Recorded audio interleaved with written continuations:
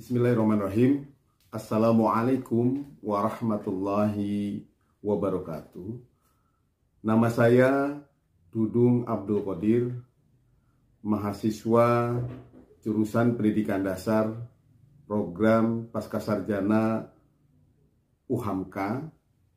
Pada kesempatan yang berbahagia ini ingin memberikan sesuatu yang informatif, bermakna, implementatif, dan menyenangkan.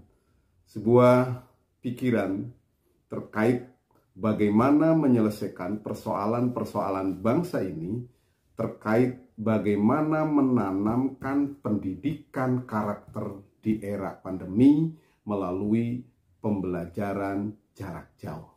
Banyak orang yang mengira bahwa dengan PJJ kita akan kesulitan menanamkan nilai-nilai pendidikan karakter pada saat pandemi seperti ini. Padahal banyak hal bisa kita lakukan ketika kita ingin menanamkan pendidikan karakter. Bapak Ibu sekalian yang saya hormati dan saya banggakan, bahwa pendidikan karakter itu penting untuk bangsa dan negara Indonesia. Karena menurut tujuan pendidikan nasional, bahkan dikuatkan dengan fungsi dari pendidikan nasional, diantaranya adalah yang pertama, bagaimana pendidikan itu menanamkan atau mengembangkan potensi peserta didik. Baik potensi akademik maupun potensi non-akademik. Yang kedua, pendidikan itu harus mengembangkan pengembangan pendidikan karakter. Dan yang ketiga, bagaimana pendidikan itu mengembangkan peradaban bangsa yang lebih bermartabat. Ini mungkin yang akan kita kembangkan pada kesempatan yang berbahagia ini, untuk bagaimana menanamkan pendidikan karakter di era pembelajaran jarak jauh masa COVID-19. Oke, kita saksikan hal-hal yang penting untuk kita belajar mengembangkan pendidikan karakter.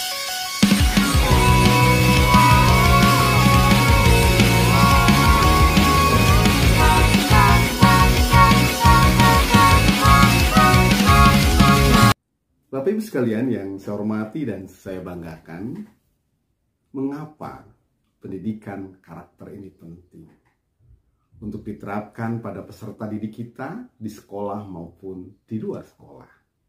Ada hal yang ingin kita raih untuk bangsa ini, ingin mewujudkan bangsa yang sangat-sangat memiliki kekuatan yang unggul, yakni mewujudkan generasi emas di tahun 2045. Itu yang pertama. Yang kedua, itu ada impres atau instruksi Presiden nomor 12 tahun 2016 terkait dengan gerakan revolusi mental.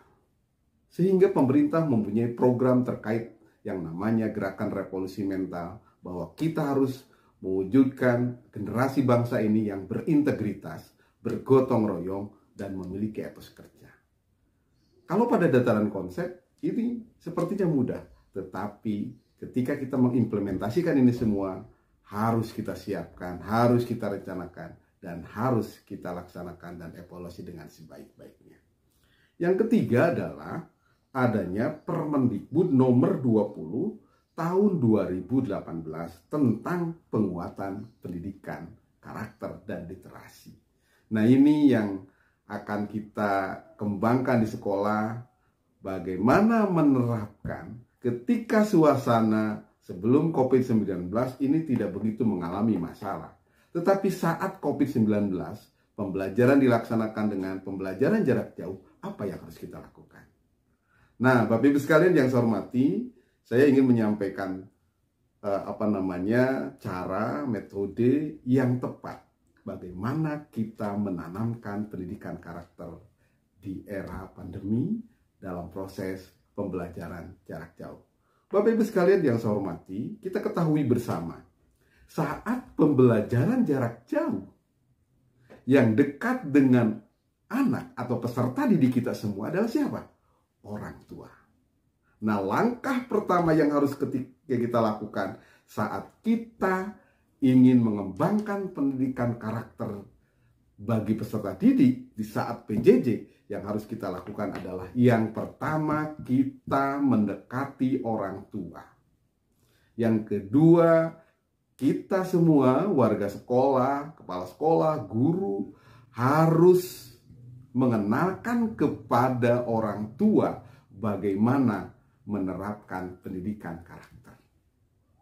Yang ketiga, kita membantu orang tua memberikan arahan terkait dengan implementasi pendidikan karakter di rumah. Dan yang keempat adalah bagaimana kita bersama-sama mengevaluasi secara berkala bersama orang tua di rumah terkait dengan pengembangan pendidikan karakter. Ini cara yang pertama, langkah yang pertama secara implementatif, kita harus dekat dengan orang tua. Nah, apa yang harus dilakukan bersama orang tua? Yang harus dikenalkan dengan orang tua yang pertama adalah bagaimana kita menanamkan proses pendidikan yang mindful parenting. Konsep mindful parenting ini penting untuk diketahui oleh orang tua. Kenapa? Karena ini akan membantu orang tua bagaimana mendidik, bagaimana melaksanakan proses pendidikan ini dengan sebaik-baiknya. Nah, yang harus disampaikan kepada orang tua dengan konsep prinsip mindful parenting adalah yang pertama, bagaimana kita mendidik tanpa banyak menghukum. Jangan sampai banyak menghukum. Kamu mah malas, kamu mah susah, kamu mah ini. Jangan banyak menghukum. Mindful parenting yang pertama. Yang kedua, kita tanamkan kepada orang tua bagaimana mendidik atau menanamkan karakter dengan penuh kesabaran. Harus bersabar. Harus bersabar. Nah, latihan. Sebab mendidik adalah harus memerlukan sebuah proses yang sangat luar biasa, yakni proses sabar. Bagaimana mensikapi anak, bagaimana mengapresiasi anak, bagaimana melakukan antisipasi-antisipasi yang lain. Yang ketiga adalah bagaimana mendidik atau membiasakan karakter dengan konsep arif dan bijaksana. Bagaimana kita belajar menjadi seorang ibu yang bijak. Bagaimana kita belajar menjadi seorang ayah yang bijak. Untuk apa? Untuk bersama-sama menjadikan anak-anak kita anak-anak yang luar biasa. Yang terakhir adalah bagaimana anak-anak kita dididik, dikembangkan dengan welas asih, cinta, dan kasih sayang. Kalau saja orang tua bersama guru dalam PJJ mengembangkan ini, saya yakin kita akan membangun sebuah generasi yang kuat, membangun anak-anak kita yang berkarakter. Ini semua adalah untuk bagaimana kita mewujudkan generasi emas di tahun 2045. Saya yakin Bapak Ibu semua pasti bisa melaksanakan konsep mindful parenting. Bapak Ibu sekalian yang saya hormati dan saya banggakan, itu metode atau cara bagaimana kita melatih, mengembangkan pendidikan karakter di era pandemi. Tidak cukup dengan itu Bapak Ibu sekalian. Ada konsep lain yang mengikat setelah kita menjelaskan kepada orang tua, membimbing orang tua untuk melakukan konsep tadi semua. Yang harus dilakukan dengan orang tua dan siswa adalah bagaimana kita membuat kontrak pengembangan karakter. Jadi berikutnya adalah bagaimana kita membuat sebuah kontrak pengembangan karakter. Caranya seperti apa? Nah, selama di rumah kita bangun komitmen antara siswa, orang tua siswa, dan guru untuk sama-sama membiasakan pola-pola kebiasaan di rumah. Pertama, siswa dan orang tua di rumah harus mencatatkan semua aktivitas baik di rumah. Mulai dari belajar, bangun pagi, melaksanakan ibadah, kemudian makan bersama, membantu orang tua. Catatkan dalam daily of activity. Dan ini setiap minggu dikontrol oleh orang tua dan guru. Bagaimana mengajinya yang beragama Islam, bagaimana berdoanya yang beragama selain Islam, Kristen, Protestan, Hindu, Buddha, dan kepercayaan, Konghucu. Ini dipantau baik oleh guru, baik oleh orang tua maupun oleh siswa. Nah, setelah membangun komitmen ini, dievaluasi setiap 1 bulan sekali bersama orang tua dalam forum koordinasi kelas atau dalam forum orang tua siswa. Sehingga kita bisa mengontrol siapa saja anak yang tidak melaksanakan sholat yang 5 waktu. Siapa saja anak yang rajin melaksanakan ibadah-ibadah yang lainnya. Dan nanti kita akan umumkan anak yang terbaik dan sebagai duta karakter di kelasnya dan duta karakter di sekolahnya.